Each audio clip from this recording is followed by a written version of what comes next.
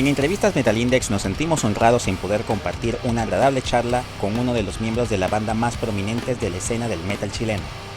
En esta edición conversaremos con Marcos Auca Mondaca, quien es el vocalista de la galardonada y talentosa banda de metal raíz chilena Nunca Seremos Dichosos, quienes a través de su excelente propuesta musical entregan un mensaje de aprecio a nuestras profundas raíces étnicas y respeto a la madre tierra. Sin más preámbulo, comenzamos.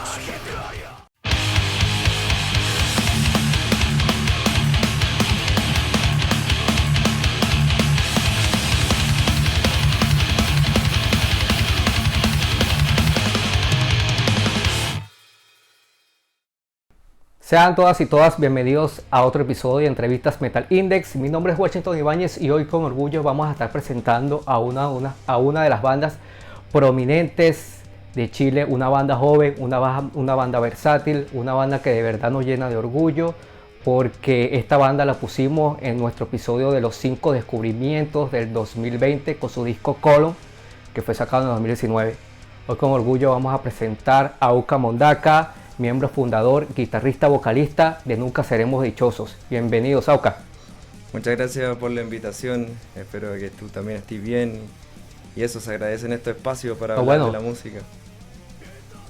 Por fin estamos casi de hace un mes y medio, sí, que tú sabes, los trabajos, el tiempo, no pudimos estar en concordancia con la entrevista, pero ya estamos aquí, por fin. Claro, costó. Bueno, Marco, y antes que...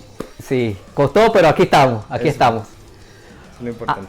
Antes que todo, quisiera felicitarte por ese premio que ustedes obtuvieron el año pasado, el premio Pulsar 2020, como la mejor banda de heavy metal en Chile. ¿Cómo fue para ustedes este premio? ¿Cómo lo tomaron ustedes en la banda, sus familiares, sus amigos? Cuéntame todas esas cosas que ustedes sintieron cuando recibieron ese premio.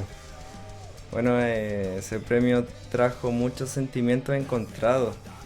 Hablábamos de eso con los chicos de la banda también. Porque por una parte está esta parte de que se te reconoce como artista valioso en tu territorio, con tu gente.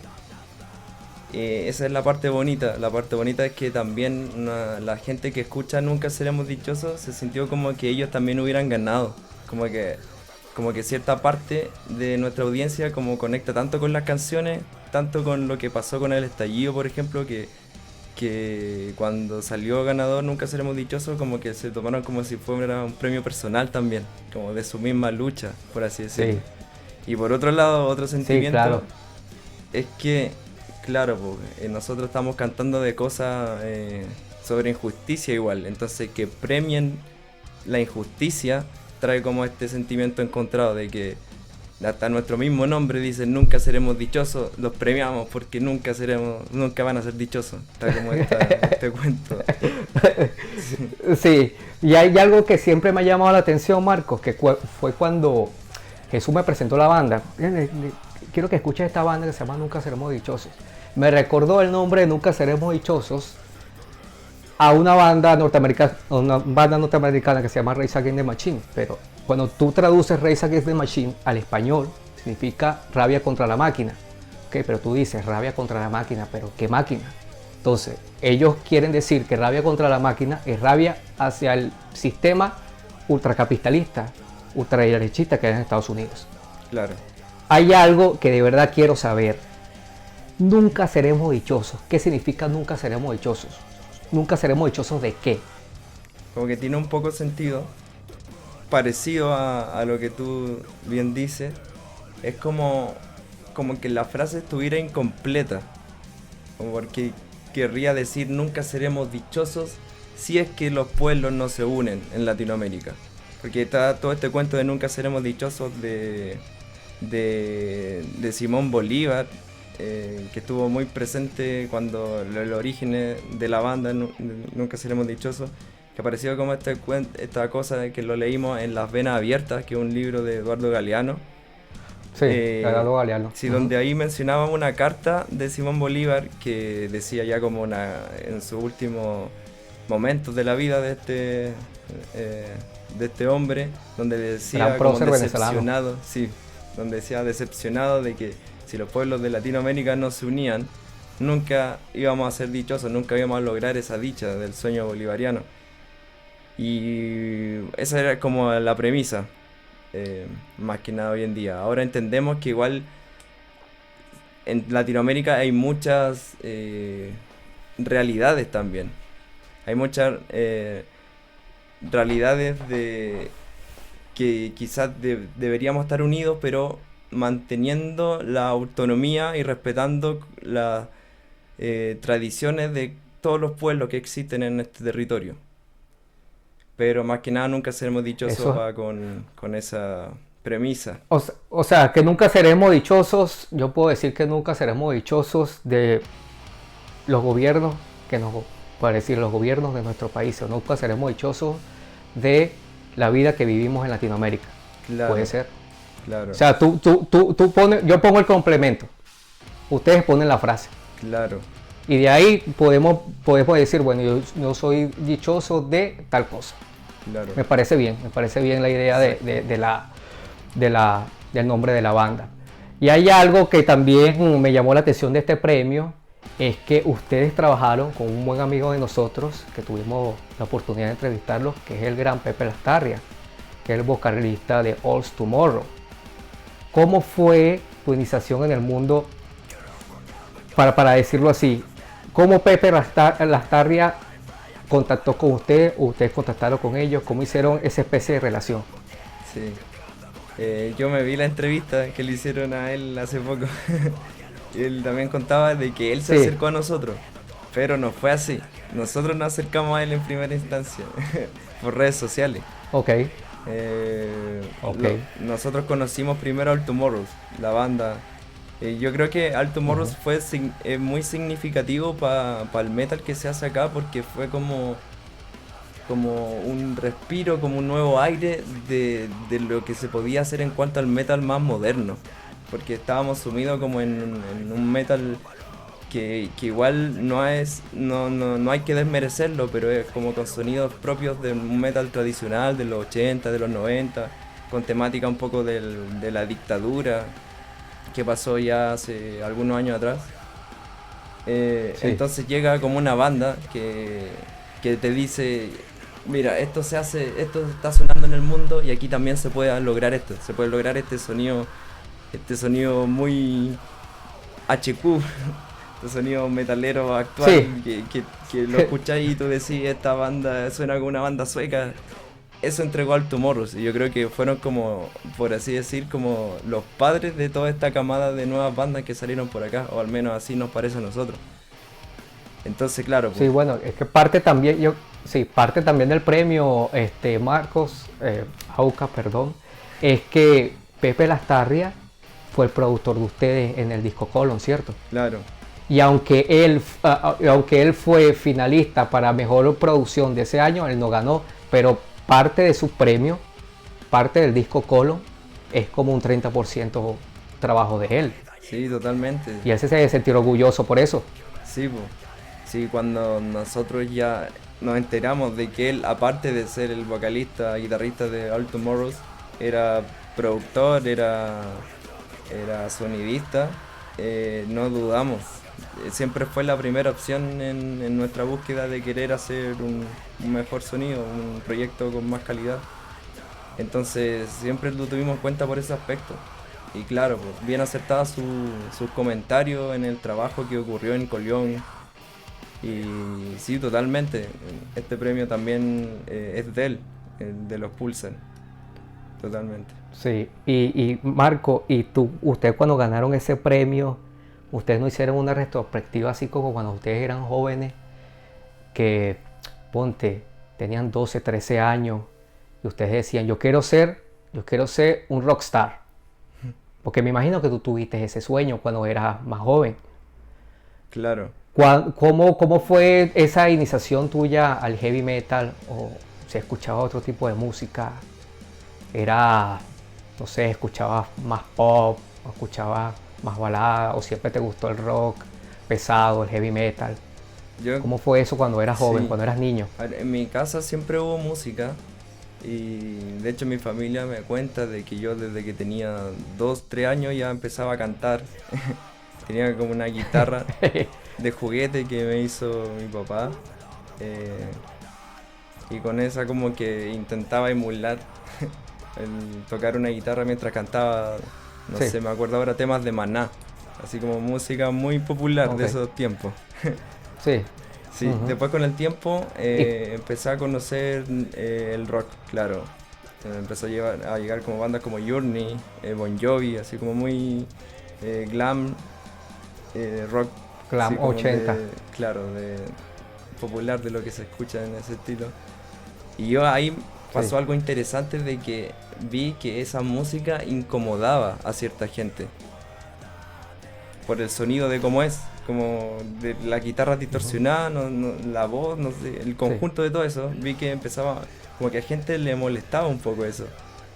Y yo creo que más adelante me gustó esa sensación de que llamara tanto la atención esta música porque se puede tomar como un elemento súper crucial para entregar un mensaje, porque estás Correcto. literalmente gritando algo. Entonces, yo creo que por eso me gusta tanto el estilo y por eso me mantengo hasta hoy en día eh, haciendo metal.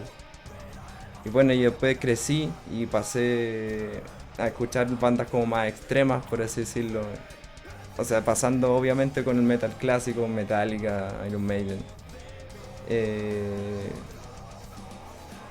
en un tiempo me gustó harto el punk también, unido de esta misma forma como una Ok. canción protesta, como más allá de decir las cosas, también era como con esa actitud punk, con esa actitud de lucir de tal forma, de pensar de tal forma que también tiene como esto de llamar un poco la atención, porque algo no está bien y hay que representarlo de alguna forma. Sí.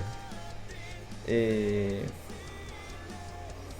y eso, después ¿Qué empecé a... banda que Sí. identificó así que tú dijiste, bueno, yo quiero ser, como decimos en Venezuela, heavy metalero?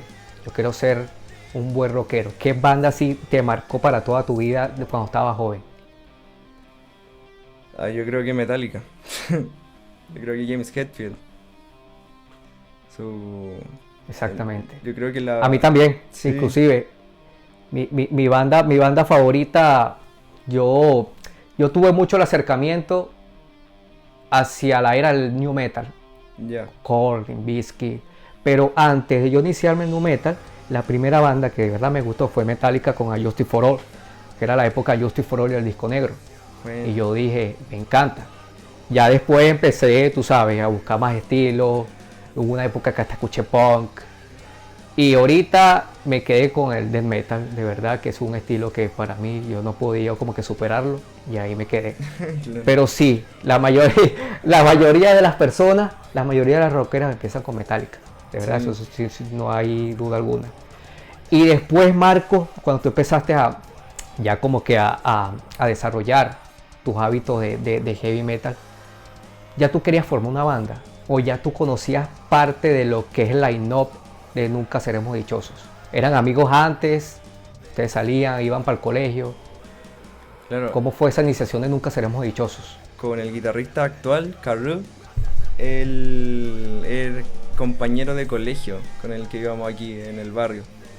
Entonces, de ahí nos conocemos. Pero él llegó justo para este disco, para el Colión, porque antes había otro guitarrista, entonces no participó de la iniciación de Nunca Seremos Dichosos. Yo creo Ok. que em, Nunca Seremos Dichosos parte cuando llega Sigurat, el bajista. Porque yo tenía una banda antes con otras personas que ya no están en el proyecto. Que claro, soñábamos con ser músicos de escenario importantes. Ese era como nuestro sueño. Eh, claro, y el concepto fue mutando porque siempre estuvo por detrás esta inquietud de querer decir algo, de la búsqueda propia de la identidad personal y la identidad colectiva de nuestra cultura, de Sí. nuestra sociedad. Y eso se fue perfeccionando con el correr de los años, porque esta banda empezó cuando yo tenía sus 14, 15 años. Ya cuando tenía como 17 conocí a Sigurat, que es un inmigrante peruano, viene desde Lima, él. Entonces llega y tiene también todo el concepto de Latinoamérica, un pensamiento muy igual al que yo tenía. Compartíamos, aparte de los gustos rockeros, metaleros, también compartíamos estos gustos de la nueva canción chilena, por ejemplo, que es como una especie de canción protesta. Que, por ejemplo, Víctor Jara, que es un personaje de aquí, de Chile, que mataron en dictadura por cantar cosas. Era un músico y lo mataron. Sí. Por eso mismo. Entonces tenía como todo este cuento político también dentro de él.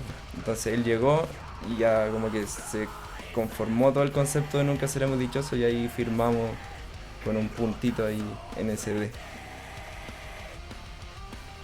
Claro, y cuando tú me hablas de una característica distinta de la banda, es cuando estábamos hablando anteriormente, que tuvimos la oportunidad, que estábamos charlando, que acerca de la influencia, una influencia que ustedes tienen, que es de pueblo aborigen, que es de pueblo ancestral. Claro. Ustedes se identifican con la tradición y sangre mapuche, que hasta que tú me dijiste que hasta lograron dominar el idioma mapuche. ¿Cómo fue ese proceso de aprendizaje de esta lengua de origen? Claro. ¿Tú crees que hay jóvenes ahorita en Chile, para llamarlo así, vamos a darte un ejemplo, que están como que también con esa energía de aprender esa historia aborigen, o eso tú crees que se ha perdido mucho en Latinoamérica? Yo creo que son las dos cosas. Se ha perdido totalmente, o sea, no totalmente, pero casi la mayoría es un idioma que está en pérdida, pero durante los últimos años hay como una especie de revitalización de la lengua, revitalización del mapudungún, así se llama el idioma del mapuche, el mapudungún, y del cual me siento parte. Hay una búsqueda personal en cada uno de nosotros, y yo lo puedo explicar según mi experiencia de vida. Mi experiencia de vida de cuando yo era pequeño y mi madre me decía que no teníamos una identidad. Entonces empieza la búsqueda de por qué nos dicen entonces que para las fiestas patrias tenemos que vestirnos de cierta forma, de guaso, que es como guaso, es como una especie de vaquero chileno, por así decir. Es como un criollo, como un patrón de fondo del campo. ¿Por qué nos tiene que gustar este estilo? Estaba como muy forzado. Así se sentía, así se siente. Entonces viene como esta búsqueda de por qué, de dónde somos. También está la parte de investigación, por ejemplo, de mi lado materno, de mi chuchu, de mi abuelita, que ella viene de Temuco. Temuco es una ciudad actual del estado de Chile, pero eso hace más de 150 años era parte del Gualmapu. Desde lo que es la región de la Araucanía, hoy en día en Chile, eso recién desde el 1850 en adelante pasa a llamarse Chile, porque antes era una nación gobernada por indígenas del sur de Latinoamérica. Entonces uno ve ahora a 1850, es muy atrás, pero si te ponía a pensar no es tan atrás, son como 3, 4 generaciones solamente. Entonces si hay Tubún ahí, que Tubún es como el origen, es como tu lugar de origen, el Tubún. Si una persona ancestral tuya tiene un origen en un lado, significa que esa persona tiene raíces ahí.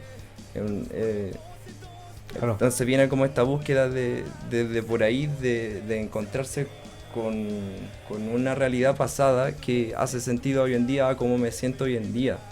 De por qué entonces me dicen que tengo que adoptar esta otra cultura.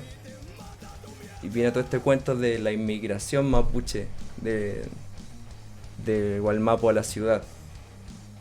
Y lo cierto es que Santiago hoy en día está lleno y Chile en verdad está lleno de esta misma situación. Que no es como que españoles hayan llegado aquí, hayan matado a todos los indígenas y se hayan quedado ellos con las tierras a dejar a su descendencia. Lo que pasó fue que llegaron españoles hombres violaron a la indígena y no se hicieron cargo y empezó a crearse como toda esta comunidad mestiza,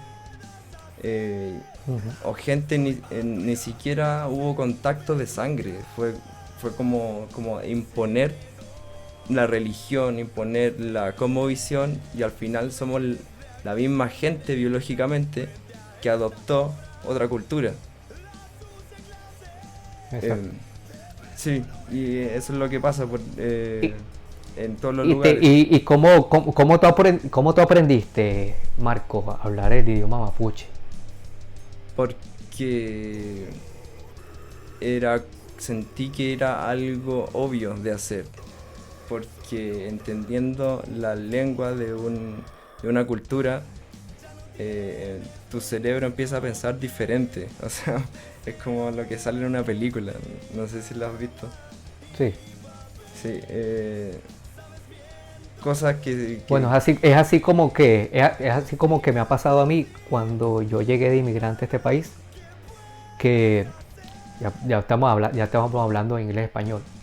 Pues ya llegó un momento que a mí me decían, tú para poder sentirte con esta persona, para poder entender el idioma, cuando tú estás dispuesto a que te digan cosas que tú no... Porque el cerebro, cuando tú estás aprendiendo otro idioma, tú primero piensas, analizas en tu lengua local, el cerebro analiza y después que traduce. Entonces a mí me decía, cuando a ti te hablen en inglés y empieces a hablar, el cerebro ya automáticamente empiezas a pensar en inglés. Y ya cuando tú dices, ya te sientes parte de la gente, ya te sientes parte de la cultura. Me imagino que eso es lo que estás diciendo ya con el idioma mapuche. Claro, sí.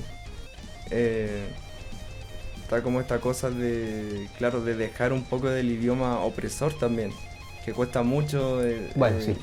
Sí, en el caso de las lenguas nativas de los territorios. Al principio cuesta mucho porque no hay espacio también, no hay espacio para hablarlo, no hay espacio de repente en las mismas redes sociales porque se sube contenido en Mapudungun y la misma gente que no lo sabe, y yo creo que igual es como por ignorancia, no lo hacen como de ser mala gente, que piden la traducción en español al tiro.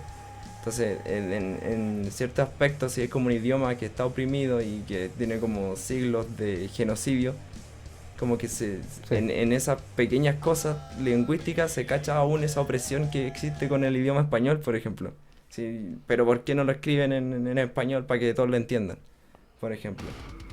Entonces, era un arduo camino aprender Mapudungun, y no es que yo tampoco lo sepa hablar fluidamente, pero claro, es una cosa de estudio de todos los días. Y eso más que nada.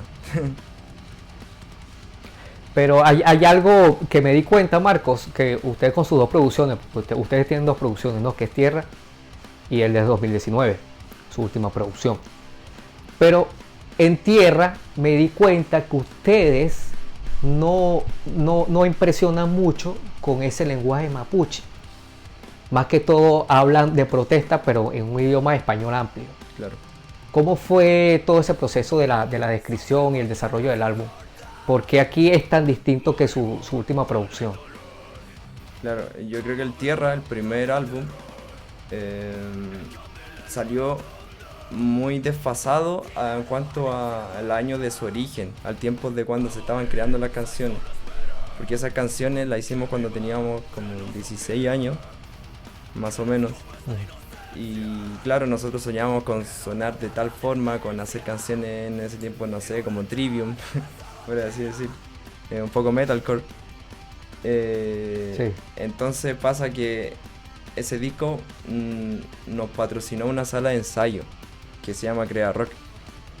Entonces nos dijo, ya nosotros le grabamos el disco a cambio de que ustedes estén aquí y que sean como parte de nuestra vitrina de un futuro sello, por así decir. Entonces, claro, a caballo regalado tampoco se le miran los dientes. Entonces se tardó mucho en salir ese material, se tardó sus 5 años, sus 4 años, algo así. Entonces fue en un tiempo que que claro, después llegó el Sigurat y la historia que conté antes, de que se concretó más este concepto de Latinoamérica, se concretó más este concepto de la autonomía de los mismos pueblos que habitan este territorio, se concretó más cómo nos sentimos nosotros mismos con respecto a la identidad de quiénes somos en esta tierra. Y claro, hubo como un desfase y en ese intertanto como que abrimos un poco más los ojos, dejamos cosas más estipuladas, conocimos al Pepe. Ah, no, claro, por supuesto, el Pepe. Sí. No, muy bien, muy bien el trabajo que hizo Pepe Lastarria con su último disco. Y para todas aquellas personas que están viendo nuestro canal por primera vez, no olviden suscribirse a nuestro canal de YouTube, dale click a la campanita para que no te pierdas de toda la información que tenemos para todos ustedes semana a semana. Hay algo fundamental, Marcos, en Nunca Seremos Dichosos, que es que entre Tierra y su última producción hay una gran diferencia, pero una diferencia abismal en cuanto a letras nos referimos, que es lo que estábamos hablando, que ustedes, para decirlo así, estaban como un poco inmaduros a lo que querían expresar. Y cuando digo letras, hablo del lenguaje mapuche inclusivo en este álbum, porque esta vez hay más lenguaje aborigen que en la primera producción, por lo que tú me dijiste, pero hay algo que de verdad me gustaría que nos explicaras acerca de todas las letras que incluyeron en su disco Colón, y si me puedes dar como que una especie de traducción de todo lo que dicen ahí, porque yo creo que es un disco conceptual, ¿cierto? En lo que hacen. Claro. Entonces quisiera saber cómo es esa traducción de todas esas letras, esos nombres de los tracks, inclusive la portada. ¿Qué significa esa portada Claro. que es como una máscara aborigen, ¿cierto? Claro. Esa máscara se llama Colión, es el nombre del disco. Okay. Pero Okay. más que una máscara, es un rol de una ceremonia, el rol que tiene una persona en un tipo de ceremonia mapuche que se encarga como de cuidar el ambiente para que personas no actúen de tal forma, no lleven tales cosas que impidan hacer una buena rogativa, por así decir. Entonces esta persona está como ahí para cuidar y siempre tiene esta máscara. También funciona en el plano espiritual de que un poco ahuyenta al Weza Nehuen, que es como mala energía. Pero más que nada Colión es el rol de la persona que está cuidando en esta rogativa. Y esta persona ocupa esa máscara, que tiene el mismo nombre, Colión. Sí, y con respecto al nombre de los temas, bueno, el primer tema que sacamos, que es Mahuiza Ñipiuqué, que significa corazón del bosque. Y como bien sale en el video, estamos ahí en medio de un mahuiza, en medio de un bosque nativo, con sus diferentes elementos. Y más que nada ese tema es como que fuera ¿cómo se llama? Que estáis hablando de la misma cosa al mismo tiempo. Porque en el mismo tema ahondamos que queremos hacer como una ofrenda hacia el ñen del mahuiza. El ñen es como el dueño, es como un dueño espiritual que protege estas partes nativas, que se pueden manifestar en diferentes formas. Entonces, para por ejemplo, sacar algún elemento de la naturaleza, hay que tener como un respeto especial y pedirle permiso a este dueño que protege esta naturaleza para poder sacarlo. Entonces, como que en la misma canción, en Mahuiza Ñipiuqué, decimos que queremos entregar esta ofrenda, este canto que estamos cantando, para poder ir a grabarlo, para poder estar ahí haciendo el video. Entonces, por eso te digo que se me olvidó la palabra, que está ahí como hablando de lo mismo al mismo tiempo. Ser como redundante quizás. No lo sé. Sí, exacto, como una redundancia. Sí, claro. Pero eso más o menos trata del mahuiza, Ahí está, como una ofrenda hacia el bosque. Hay una parte, creo que es en el track 2, no me acuerdo el nombre del track 2, que hay una parte como que de una persona hablando de una protesta. Es como una pista de una persona hablando de protesta. Sí. ¿Quién es ese personaje que está hablando en el track 2? Sí, eso es en Cumbahue. Sí. Ajá. es un huerquén. Huerquén es un mensajero aquí en las comunidades mapuche. Pero eso fue grabado de algo que pasó anteriormente. Claro, es grabado desde un acto en Temuco, donde las comunidades juntaron todas las balas, juntaron toda la lagrimógena que tira la policía aquí en el Guaymapu, y la juntó para ir a dejarla a la ciudad. Y cuando finalizó esa marcha, sale este huerquén hablando de lo que dice el tema Cumbahue. Igual hay algo llamativo aquí, que Cumbahue no es una palabra mapuche, es una palabra de un pueblo que ahora está en Colombia, no me acuerdo, los Guajiro creo. Pero Cumbahue lo tomamos porque la canción partió como un ritmo cumbia.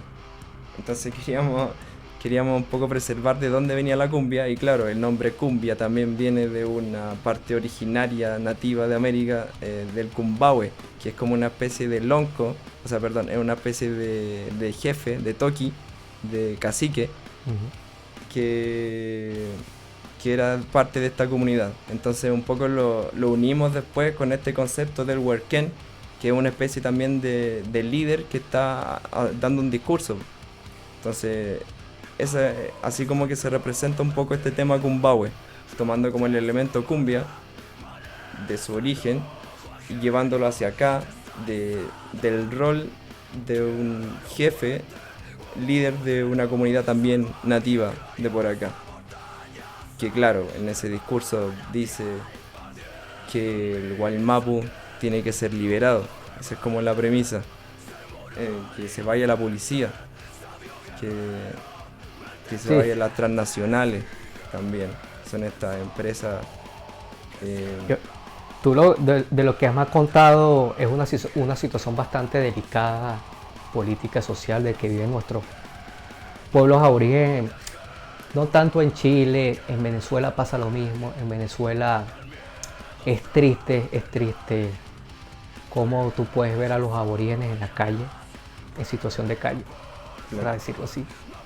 Duermen en la calle, sabiendo que ellos prácticamente, es que ellos realmente son los dueños de la tierra. ¿Entiendes? Nosotros estamos usurpando su espacio, como los animales aquí en la Florida. Para contarte cómo es la Florida es tierra aborigen de muchos indios. Aquí hay palabras como Kichobi, el río Caloosahatchee. Está una tribu muy amplia que se llama los Seminoles. Está una tribu que se llama los Miccosukis. Son reservas de tierra pero extensa, que tú vas por la autopista y tú ves, es algo impresionante cómo es tierra y tierra y tierra y tierra. Eso es reserva de ellos. Eso es reserva de ellos. Nadie puede entrar ahí. Nadie, absolutamente nadie, solamente ellos. Tú no ves un aborigen nunca en un mall, en un centro comercial, en la calle, no los ves. ¿Por qué? Porque ellos tienen sus leyes, ellos tienen sus pueblos. Es algo como encerrado. Ellos tienen universidad, ellos tienen policía, ellos tienen escuelas, ellos tienen centros comerciales, ellos tienen mercados adentro, ellos tienen todo, tienen leyes. Ellos pueden juzgar personas adentro si les da la gana, porque todos ellos tienen sus leyes. Claro, amparada por la gran Constitución de Estados Unidos. Ahora quiero que tú me digas cómo ha estado este proceso de la adaptación del aborigen en el sistema político de Chile. ¿Se ha descartado todo esto? ¿El gobierno no ha dado como que parte como que para el apoyo económico para esta gente? O sea, se olvidaron de ellos. Sí, totalmente. Es un tema súper delicado, porque lo que el pueblo mapuche pide es algo muy parecido a lo que yo escucho que pasa ahí en Florida, que tener autonomía, tener su propia forma de habitar la tierra. Y eso aquí está muy lejos de pasar. Pero por eso se lucha, por eso hay tanta represión aquí en esos lugares, porque la gente eh, recupera las tierras por iniciativa ya propia del pueblo. Entonces, si pasa eso, si un grupo de comunidad se toma ya una tierra que les pertenece, pero se la toma y el dueño legalmente es una transnacional, es una empresa gigante que tala árboles, va a llamar a la policía. Entonces, en ese mismo juego ha estado viniendo la historia durante mucho tiempo. Ahora recién, con el cambio de la constitución, están postulándose algunos dirigentes de las comunidades mapuche para que por lo menos dentro de la constitución chilena haya algunos derechos básicos y quizá un poco más hacia la comunidad mapuche y hacia las comunidades indígenas que son de otros pueblos no mapuche.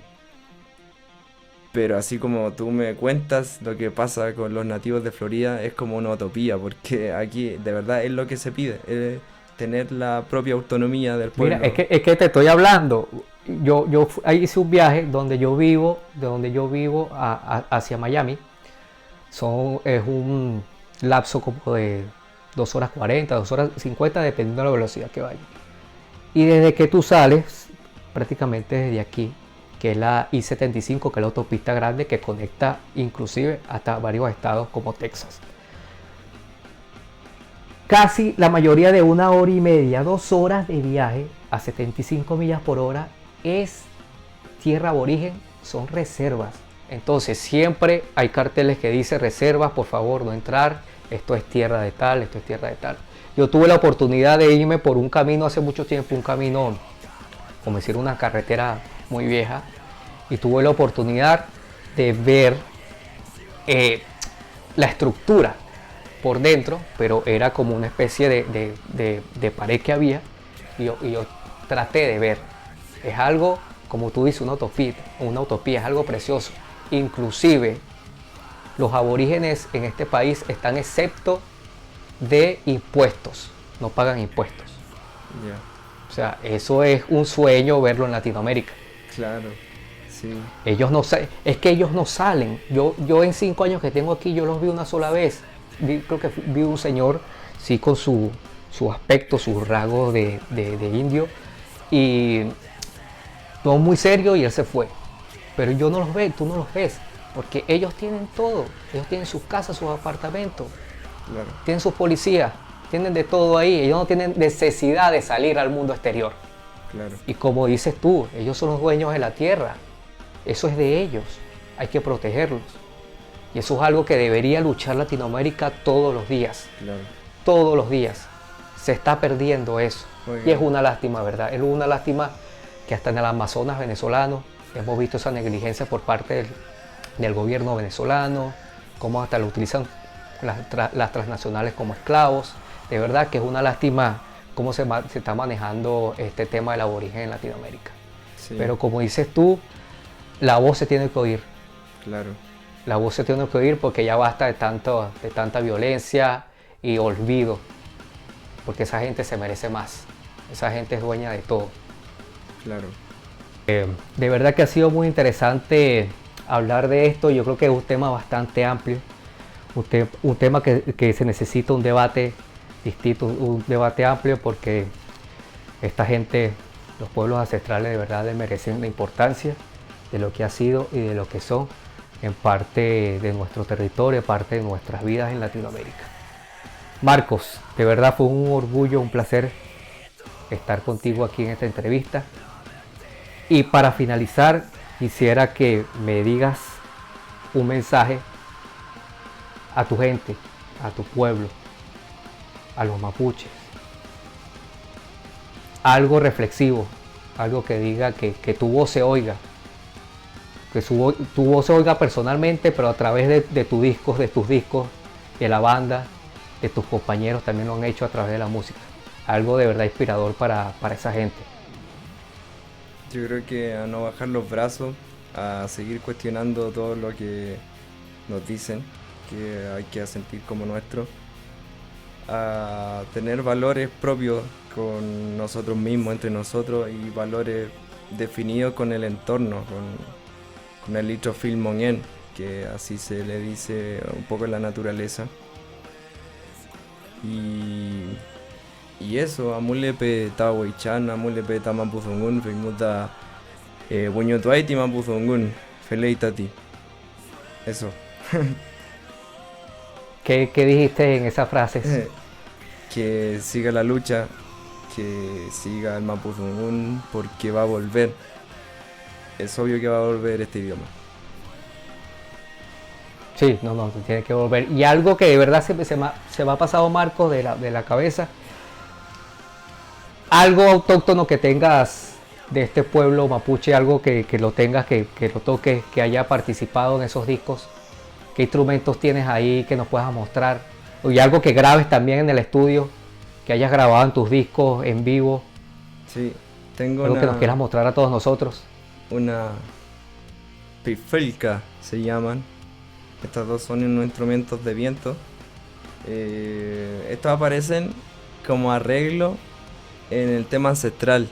En el interludio hay un momento al medio donde antes de que entre como el talbox o este sonido así como de entidad grande, suena como unos vientos. Y bueno, estas pifulcas se ocupan para los ayecán. Los ayecán son como momentos de recreación dentro de la cultura mapuche, para darse energía. Cualquier persona puede tocar esto. Y esto suena más o menos así, parecido al siku, a la zampoña. No sé si ubica ese instrumento andino, la zampoña. No. Oh, ok. Sí. Esa es como que el intro de esta canción de los Enanitos Verdes, que es muy famosa. Sí, claro. No sé cómo se llama. Ajá. Claro, pero no es igual el instrumento. Este tiene menos sonido y esto se tiene que tocar en conjunto, porque una persona hace y la otra responde. Entonces se crea como un caminar, como una especie de respuesta. Claro, Ok. Sí. Y también tengo aquí un tambor que se llama kulchung. Este tambor es importante, pero hay que aclarar que este no es un kulchung tradicional, porque el kulchung tradicional lo tiene la machi o el machi, que es el chamán de la cultura mapuche, que lo ocupa para sus ceremonias, para sanar a la gente, para hacer la rogativa. Entonces, claro, esto es un kulchung, un tambor mapuche que yo heredé de mis abuelos, pero no cumple esa función ceremonial. Pero para aplicar el kulchung tradicional, la machi, cuando está haciendo su kulchung, grita antes de sellarlo aquí con el parche, y deja una especie de parte de su espíritu aquí dentro de su tambor, que le pertenece. Están unidos, es como su herramienta personal, y tiene la forma de una tierra, tiene la forma del mapu. ¿Quién grabó? ¿Quién graba con los instrumentos mapuche? ¿Tú? En el colión, sí, creo que yo toqué los instrumentos mapuche, pero no está pactado. El que quiere, el que sienta que tiene que hacerlo, es libre de hacerlo igual. Pero claro, este es un kulchung. También suena por ahí en el... Y aquella guitarra que veo por allá en el fondo, esa tu guitarra principal, tu guitarra de ensayo y grabación, si más no me equivoco. Sí, la Charvel. La Charvel anónima, porque la tengo aquí marcada. La marca se la tapo. No quiero auspiciar a estas bandas gigantes. Poco, pero es una Charvel igual. Sí, Está preciosa. ¿Cuánto tiempo tienes con esa guitarra? Yo creo que tiene 4 años, más o menos. Sí, okay. No la cambiaría nunca, por ninguna. Con esa fue que grabaste Escolión. Sí, con esta mismita grabé El Colión, todas las canciones. No, de verdad maravillosa esa guitarra. Estupenda esa guitarra. Sí, y de verdad tiene harta todo ganancia. me impresionó más. Sí, Auca me impresionó de verdad. Usted, la banda, el desarrollo, me recordó tanto. Tú vas a decir que estás exagerando, ¿no? Me recordó tanto a la época de Chaos ID de Sepultura y la época de Roots de Sepultura. Porque a pesar de que Sepultura hablaba mucho de esa violencia de los pueblos aborígenes en Brasil, Sepultura nunca llegó. Yo creo que sí llegó. Llegó inclusive a grabar en portugués, en idioma, porque ellos se vinieron muy de jóvenes a Estados Unidos, pero ellos son brasileros. Igor Cavalera, Max Cavalera son brasileros. Claro. Pero cuando salían con vestimenta de pueblo aborigen, me recordó mucho cuando Jesús me enseñó el Colión, que yo dije, mira, yo estoy escuchando una banda norteamericana. Si tú no me dices que es de Chile, yo caigo como que no, yo estoy escuchando una banda norteamericana. Igual me pasó con All Tomorrows. Claro. Que yo dije que All Tomorrows, mira, All Tomorrows, Pepe Lastarria cantaba como Nerga, el vocalista de Behemoth, pero ya con un death metal más un death metal bien puro, un death metal sueco, como dijiste tú. Claro. Y de verdad que Chile, los felicito de verdad. Felicito al pueblo de Chile, felicito a los rockeros de Chile, porque de verdad, como decimos nosotros en Venezuela, le están echando bastante bolas. De verdad, le están poniendo un mundo. Los felicito. Felicito a todo el equipo de producción de ustedes. Felicito a todas esas personas que han estado en sus producciones. Te felicito a ti, a tu familia, de verdad. Felicito a todos tus compañeros de la banda, porque de verdad ha sido una agrupación que me ha gustado bastante. Me ha gustado su música, me ha gustado su influencia, me ha gustado sus líricas, me ha gustado todo en general. Y de verdad los felicito y los felicitaré 1000 veces, las veces que yo quiera. Marco, antes de irnos, algunos proyectos para este 2021. Queremos iniciar las grabaciones del disco que se viene. Estamos trabajando ya en algunas maquetas, estamos viendo dónde podemos sacar esos fondos. Queremos subir un poco el nivel también. Igual es como un poco arduo eso, de querer superarte. O sea, entregaste toda tu vida para hacer el último disco, pero después tenés esa como necesidad de seguir progresando. De evolucionar, claro. De seguir evolucionando. Claro, de no estancarse. Entonces este año queremos, tener ese registro, empezar a ir por buen camino en cuanto a la grabación de un nuevo disco. ¿Cómo está el tema en Latinoamérica, especialmente Chile, con tocar en vivo? No va por buen camino esa salida de tocar en vivo. De hecho, hace pocos días prohibieron escuchar música en restaurantes porque piensan que va a aglomerarse mucha gente, entonces la música está totalmente vetada. Parece como si fuera una película de ciencia ficción ya, como muy dictatorial. Entonces, ¿en serio? Yo no sabía eso. El que pasó hace muy poco, pasó ayer. No sé si se va a lograr eso porque causó tanta controversia en la misma gente que empezaron a suceder protestas de cómo van a prohibir la música. Entonces creo que el gobierno está como descartándose un poco con eso. Pero eso deja entrever de cómo está pensado el proyecto artístico a nivel nacional. O sea, ninguna consideración. Entonces por lo mismo, nosotros queremos salvarnos, queremos continuar nuestra carrera haciendo un registro nuevo de nuestras canciones, quizá con una vista un poco más internacional, tratar de internacionalizar a la banda con un nuevo material. Ese es como nuestro proyecto actualmente para este año. Qué bueno, no, yo de verdad quiero escuchar ese proyecto, porque como te digo, de Tierra a Colión hay un amplio espectro, pero abismal, de lo que ustedes hicieron el primer disco con el segundo disco. Me imagino que con el tercero me va a volar la cabeza con lo que vayan a hacer. Eso esperamos. De verdad que los felicito.